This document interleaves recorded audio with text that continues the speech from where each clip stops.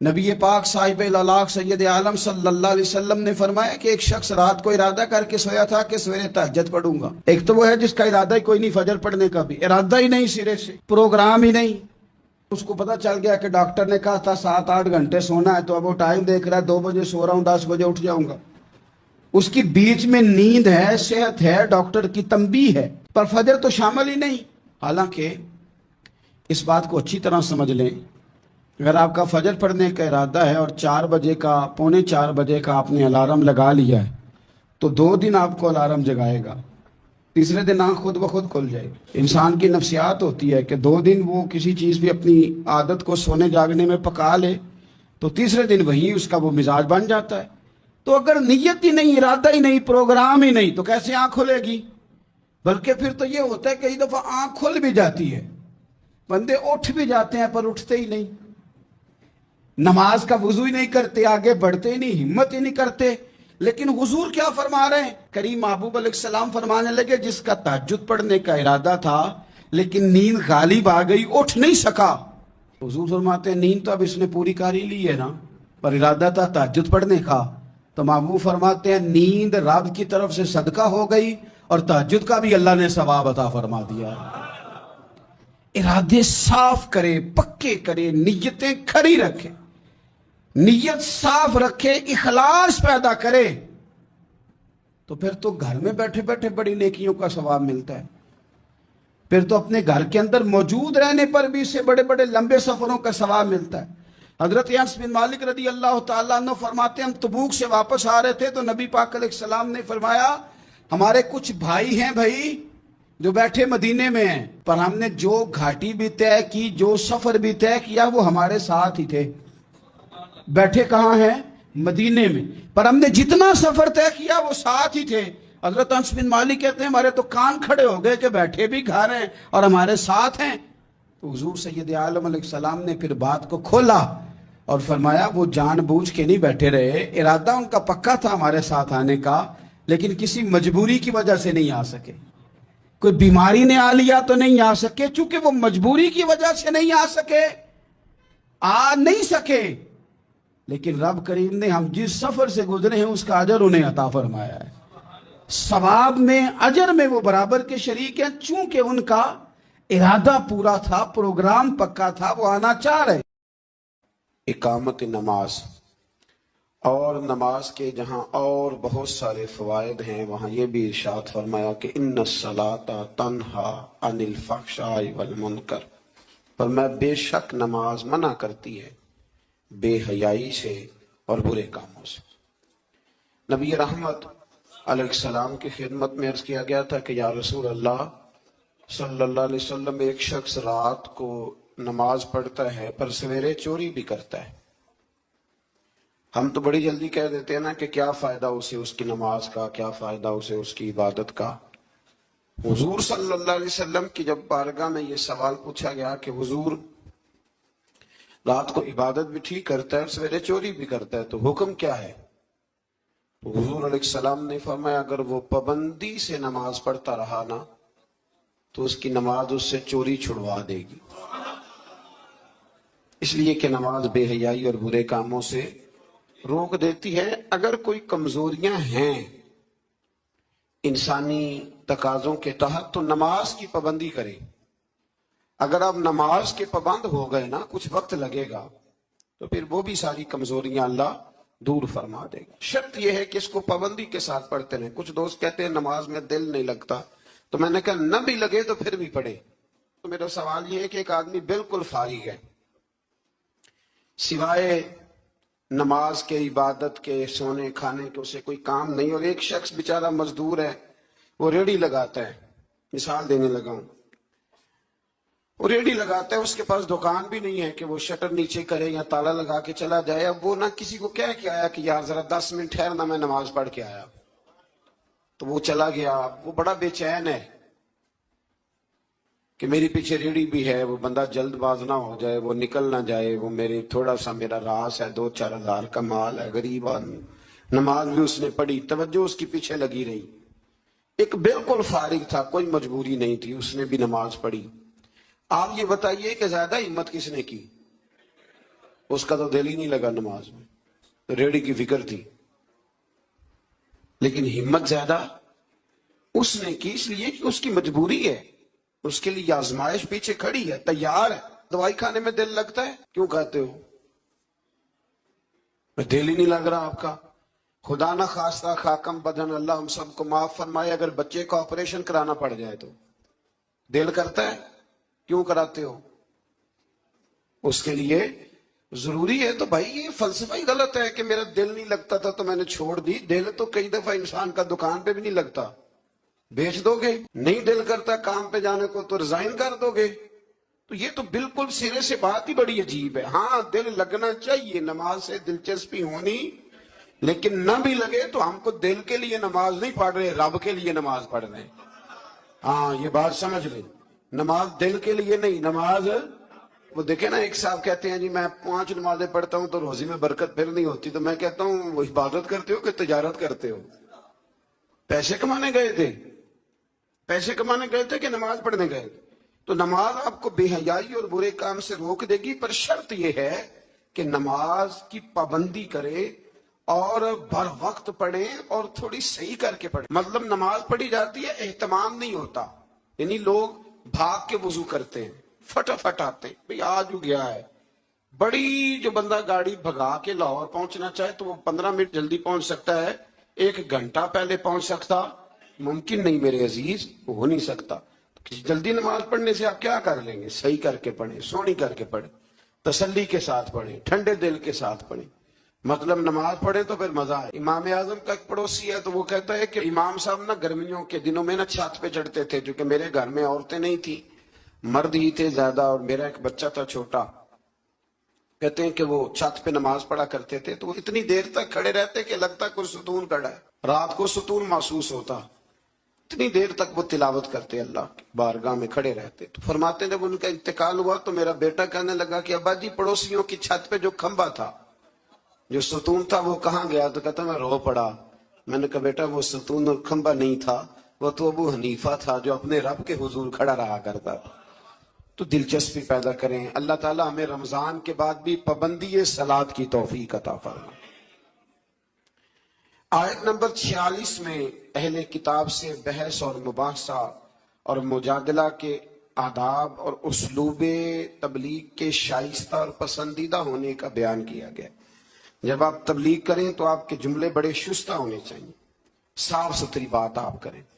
قرآن مجید نے کہا نا ادعو الی سبیل ربک بالحکمہ والموعظۃ الحسنہ, لوگوں کو اللہ کی طرف بلاؤ تو خوبصورت نصیحت کے ساتھ, حکمت کے ساتھ اور اچھے انداز میں. اب تو اللہ تعالیٰ معاف کرے, کبھی کبھی سوچ میں پڑ جاتے ہیں کہ یہ مطلب کیا ہو رہا ہے. یعنی اب مولوی کے نام کے نیچے لکھا ہے فنی مولوی, مولوی کے نام کے نیچے لکھا ہے, اور اس کو دیکھنے والوں کی تعداد لاکھوں میں ہوتی ہے, کہتے ہیں مولوی فنی ہے. بھئی آپ تھوڑا سمجھیں, مسجد میں تو جو آدمی زیادہ ہنستا ہے اس کی قبر میں اندھیرا ہوتا ہے. آپ یہ کیا کر رہے ہیں؟ ہاں کوئی بات ایسی آ جاتی تھی تو اللہ کے نبی بھی مسجد میں مسکراتے تھے, حضور بھی مسکراتے تھے, صحابہ بھی مسکراتے تھے. اور صحابہ کہتے ہیں حضور جب مسکراتے تھے تو دانتوں سے نور نکلتا تھا, مسجد نبی کی دیواریں بھی چمک اٹھتی تھی. لیکن یہ مطلب مولوی کو اس لیے بلانا کہ وہ لطیفے سنائے گا, وہ طنز و مزاح کی بات کرے گا. تو آپ نے کیا فرق رکھا مسجد میں, اللہ کے گھر میں اور دیگر جگہوں پہ؟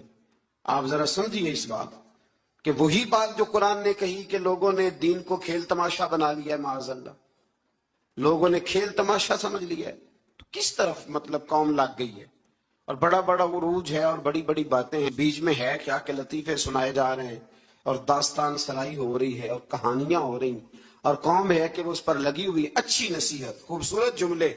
میرے رسول کریم علیہ السلام کے غلام کہتے حضور جنت کا ذکر کرتے تھے تو یوں لگتا تھا ہم جنت کی سیر کر رہے ہیں. حضور دوزخ کی بات کرتے تو ہمارے خوف سے رونگٹے کھڑے ہو جاتے, اور حضور قیامت کا ذکر کرتے تو یوں لگتا کہ نکل کے باہر جائیں گے تو قیامت آ جائے گی. یہ انداز تھا حضور کا بات کرنے کا. تو لہذا بڑی شستہ, بڑی صاف ستھری اور بڑی میٹھی اور بڑی ٹھنڈی بات کریں.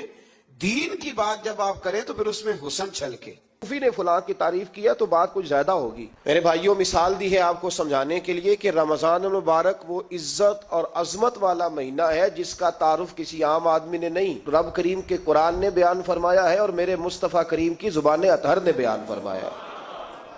لیکن آنے سے پہلے بخاری مسلم میں حدیث ہے، حضرت سلمان فارسی رضی اللہ تعالیٰ عنہ کہتے ہیں رمضان شروع ہونے سے پہلے نبی پاک نے ہمیں مسجد میں بلایا اور خطبہ ارشاد فرمایا باقاعدہ، اور ارشاد فرمایا لوگوں تم پر ایک مہینہ آنے والا ہے جس میں اللہ اپنے بندوں پر خاص قسم کی رحمتوں کا نزول فرماتا ہے۔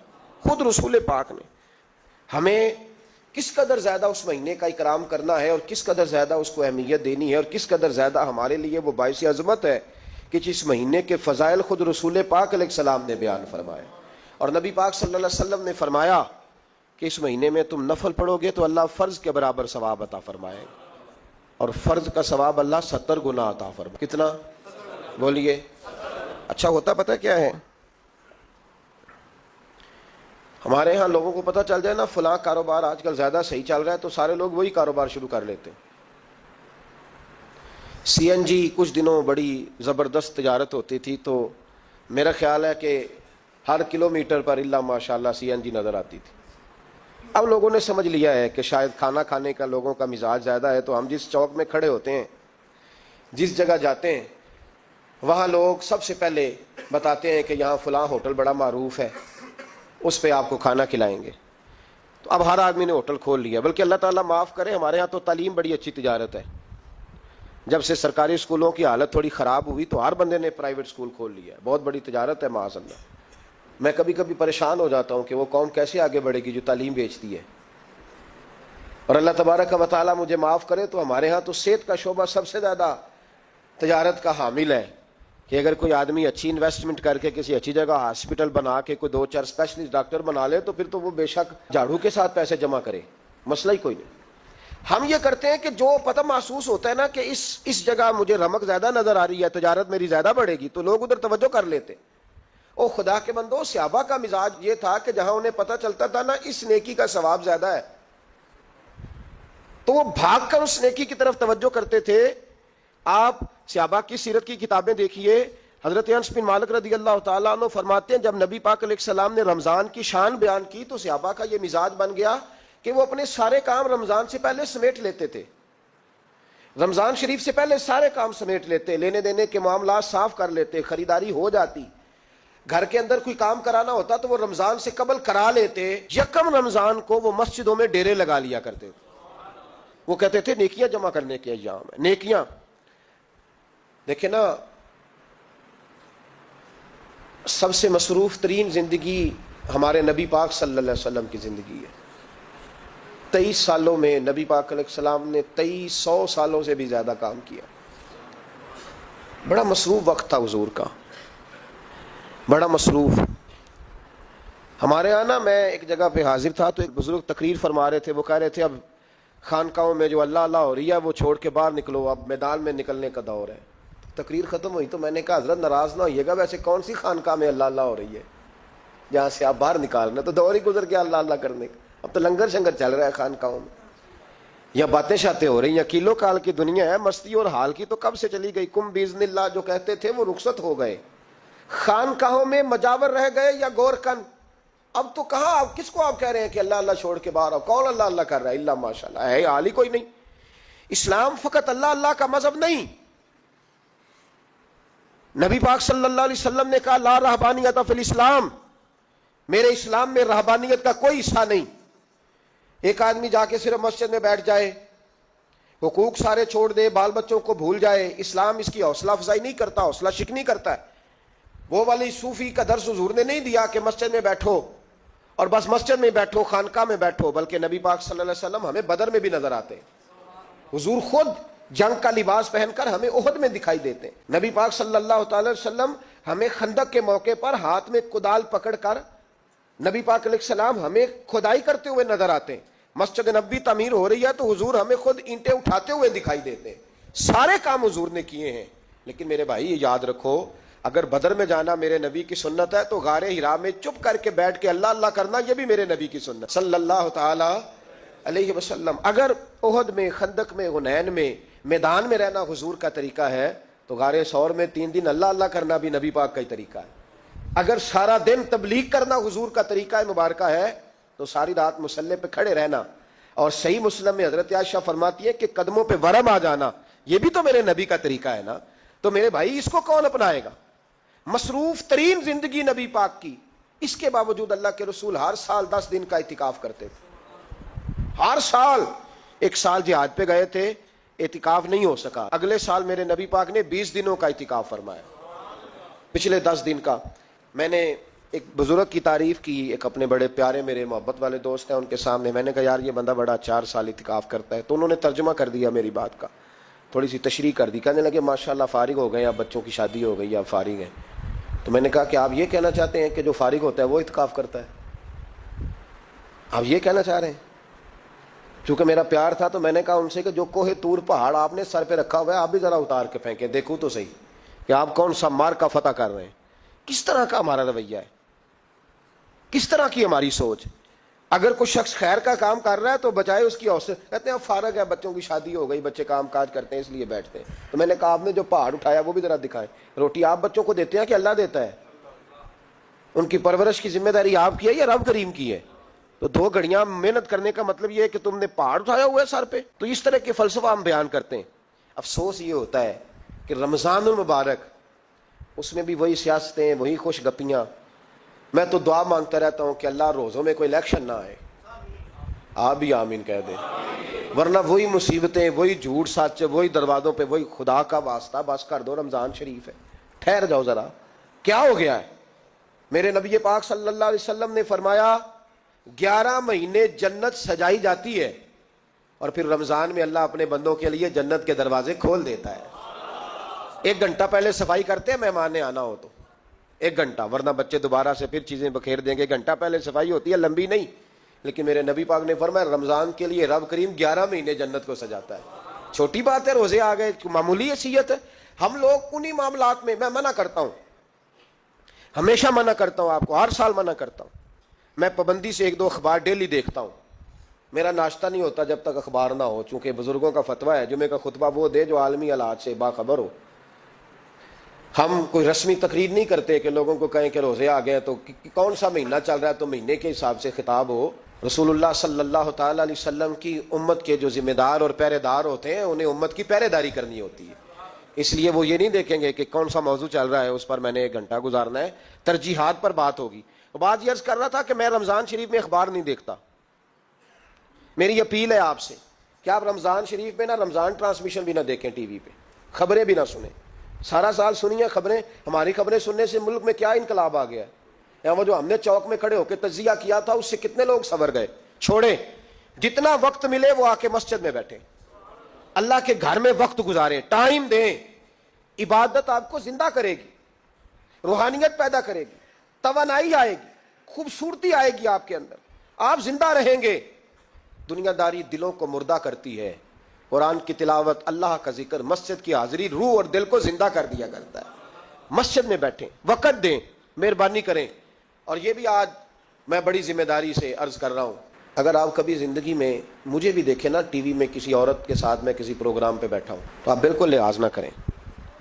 آپ بالکل وہ چینل بند کر دیں، ہمیں ضرورت ہی نہیں. میرے لیے کوئی مفتی دلیل نہیں ہے. وہ عورت کے ساتھ بیٹھا ہے پروگرام میں. میں نے تو وہ والا قرآن پڑھا جس میں اللہ کریم نے کہا عورتیں آ جائیں تو مرد نظریں نیچی کر لیں. ہم نے تو وہ والا قرآن پڑھا جس میں حکم ہے کہ مرد آئے تو عورت اپنی نظر نیچی کر لے. تو جہاں علامہ صاحب کے سامنے لڑکی بیٹھی ہے ٹی وی میں انٹرویو لے رہی ہے وہاں نظریں نیچی ہوتی ہیں؟ کہاں سے فتویٰ آیا؟ حضرت جنید بغدادی تو فرمایا کرتے تھے کہ حسن بصری پڑھانے والا ہو، رابعہ بصری پڑھنے والی ہو، تو پھر بھی ان کو بغیر پردے کے پڑھنے پڑھانے کی اجازت نہیں ہے. بات ختم ہو گئی. میں کل مجھے سرکاری یونیورسٹی ہے جامعہ کوٹلی کشمیر کی، انہوں نے مجھے دعوت دی کہ آپ کو لیکچر دینا ہے سائنس، تقوی اور رمضان. تو اسٹوڈنٹس ہوں گے، کچھ پروفیسر ہوں گے. تو میں نے کہا کہ اتنے بڑی جگہ آپ نے مجھے بلا لیا، یونیورسٹی لیول کے طلباء تو بڑے آگے جا چکے ہوتے ہیں. چلیں خیر، میں وہاں حاضر ہوا. جب میں پہنچا تو ایک پروفیسر صاحب مجھ سے کہنے لگے کہ لڑکیاں بھی ہیں. تو میں نے کہا کہ ٹائم دیتے وقت آپ سے گزارش کی گئی تھی کہ لڑکیاں نہیں ہونی چاہیے. تو وہ ایک جملہ بولنے ہی لگے تھے. تو میں نے ان سے کہا کہ آپ مجھے دکھیاں نوس مولوی سمجھ لیں، میں پرانے خیالات کا ہوں. آپ مجھے پرانا سمجھ لیں، اس لیے کہ میرے حضرت صاحب فرمایا کرتے تھے ہر چیز نہیں لے لینا، دین نہ نیا لینا۔ وہ 1400 سال پرانا ہی ہمیں نیا دین نہیں چاہیے۔ کہنے لگے جی وہ بچیاں تھوڑی پیچھے بیٹھ جائیں گی، میں نے کہا آپ درمیان میں پردہ لگا لیں، میں انہیں نہ دیکھوں وہ مجھے نہ دیکھیں۔ ٹھیک ہے، بات سنیں، ختم ہو گئی۔ لیکن اگر وہ سامنے بیٹھیں گی تو ہم نہیں بات کریں گے۔ تو وہ چونکہ پی ایچ ڈی لیول کے لوگ ہوتے ہیں، زیادہ پڑھے ہوتے ہیں، دلائل دینے کی کوشش کی تو میں نے کہا میں دلیل نہیں سنتا، میں سنتا ہوں یا اللہ کا قرآن یا مصطفیٰ کا فرمان۔ تو آپ مہربان، لیکن انہوں نے ضد نہیں کی، بڑے اچھے لوگ تھے، انہوں نے کہا جی ٹھیک ہے لڑکیاں نہیں بیٹھیں گی۔ میرا عرض کرنے کا مقصد یہ ہے کہ کیا فرق پڑتا ہے ہمیں، بہت سارے ذرائع ہیں عورتوں تک پیغام پہنچانے کے، پیغام پہنچ جاتا ہے، کوئی حرج نہیں۔ آپ باپ پردہ بندوبست کریں، ہمارے رمضان کے فجروں کے درس میں ہزاروں کی تعداد میں عورتیں آتی ہیں، ان کے لیے باپردہ بیٹھنے کا بندوبست ہے۔ لیکن کوئی ضروری ہے کہ ٹی وی پہ ایک عورت بن سور کے سامنے بیٹھے اور آپ اس کے سوالوں کے جواب دیں؟ ہمارے لیے نہ کوئی مفتی دلیل ہے، نہ کوئی شیخ الحدیث دلیل ہے، اس طرح کا کوئی مفکر محقق ہمارے لیے دلیل نہیں، ہمارے لیے دلیل رسول اللہ کی ذات ہے صلی اللہ تعالی علیہ۔ ختم ہو گئی بات۔ اس لیے کوئی ایسی ٹرانسمیشن نہ دیکھو، کسی طرف توجہ نہ کرو۔ یار 30 تو روزے ہیں، وہ بھی کئی دفعہ 29 ہو جاتے ہیں۔ اللہ کہہ رہا ہے ایام معدودات، ایک گنتی کے دن ہے۔ اور میرے بھائی کیا مصیبت ہے، میرا وقت نہیں گزر رہا۔ آپ یقین کریں، اللہ جانتا ہے، ہم تو رمضان کو زنجیریں ڈالتے ہیں، یہ کام بھی رہ جاتا ہے رمضان گزر جاتا ہے، یہ بھی رہ جاتا ہے رمضان گزر جاتا ہے، یہ بھی نہیں ہو پاتا رمضان، پتہ نہیں کس وقت روزے آتے ہیں، کب نکل جاتے ہیں۔ کہتے ہیں میرا وقت نہیں گزرتا تو میں ٹی وی دیکھتا ہوں۔ قرآن سارا پڑھ لیا ہے، حدیثوں کا مطالعہ ہو گیا، اپنی آخرت کے لیے نفل سارے پڑھ لیے، تسبیحات ساری ہو گئی، جو اب ٹائم نہیں گزرتا تھا تو ٹی وی پہ جا بیٹھے۔ کدھر چلے گئے ہم؟ علامہ اسماعیل حقی نے حدیث لکھی، حضرت عائشہ صدیقہ رضی اللہ تعالیٰ عنہ فرماتی ہیں، تفسیر روح البیان میں موجود ہے، کہتی ہیں ایک دن حضور اچانک میرے ساتھ آرام فرماتے، بستر سے اٹھے نکل گئے۔ ہمیشہ نبی پاک علیہ السلام کا طریقہ مبارکہ تھا، جب رات کو تہجد کے لیے اٹھتے تو کہتے ابو بکر کی بیٹی حق تیرا ہے، وقت تیرا ہے، پر اگر تو اجازت دے تو میں اپنے اللہ کو راضی کر لوں۔ آج حضور نے پوچھا ہی نہیں، بستر سے اٹھے چلے گئے۔ کہتی میں اٹھی، میں نے دائیں بائیں دیکھا، محبوب نظر نہ آئے۔ حضور کی تامت استعمال شدہ پڑی تھی، وہ تامت میں نے اٹھا کے اوڑھ لی اور میں نکل گئی حضور کو تلاش کرنے۔ کہتی ہیں جب میں باہر گئی مسجد نبوی شریف کے ساتھ جنت البقیع کی جانب، نبی پاک سجدے میں تھے۔ کہتی ہیں میں گئی، تھوڑی دیر کھڑی ہوئی، حضور نے آہٹ سنی تو پوچھا تو کون ہے؟ میں نے کہا میں عائشہ ہوں۔ تو محبوب نے فرمایا یہ عائشہ کون ہے؟ میں نے کہا یا رسول اللہ میں آپ کی زوجہ۔ فرمایا زوجہ کیا ہوتی ہے؟ یا رسول اللہ میں ابو بکر کی بیٹی۔ تو نبی پاک نے فرمایا یہ ابو بکر کون ہے؟ حضرت عائشہ کہتی ہیں میرا کلیجہ پھٹنے کو آیا، میں وہاں سے پریشان حال واپس آئی۔ جب میں گئی تھی تب بھی ہلکی ہلکی بارش تھی، واپس لوٹی تو پھر بھی ہلکے ہلکے قطرے بارش کے گر رہے تھے۔ میں آ کے ہامتی کامتی بیٹھ گئی، تھوڑی دیر گزری تو نبی پاک تشریف لے آئے۔ تو صلی اللہ تعالیٰ علیہ وسلم نے مجھے پریشان دیکھا تو کہا عائشہ کیا ہوا؟ کہا حضور آج وہ ہوا ہے جو کبھی نہیں ہوا۔ یا رسول اللہ میں پریشان ہو گئی ہوں۔ حضور عجیب بات ہے، میں گئی ہوں، آپ نے پوچھا کون ہے تو میں نے کہا میں عائشہ کا۔ عائشہ کون؟ آپ کی زوجہ۔ فرمایا زوجہ کون؟ ابو بکر کی بیٹی۔ کا ابو بکر کون؟ اور پھر حضور میں گئی ہوں تو میرے کپڑے بھیگ گئے، آپ آئے ہیں تو کپڑے خشک ہیں، سمجھ نہیں آئی۔ تو لفظ سنو حدیث کے، نبی پاک نے فرمایا عائشہ لی مع اللہ وقت، میرا اپنے اللہ کے ساتھ ایک وقت ہوتا ہے۔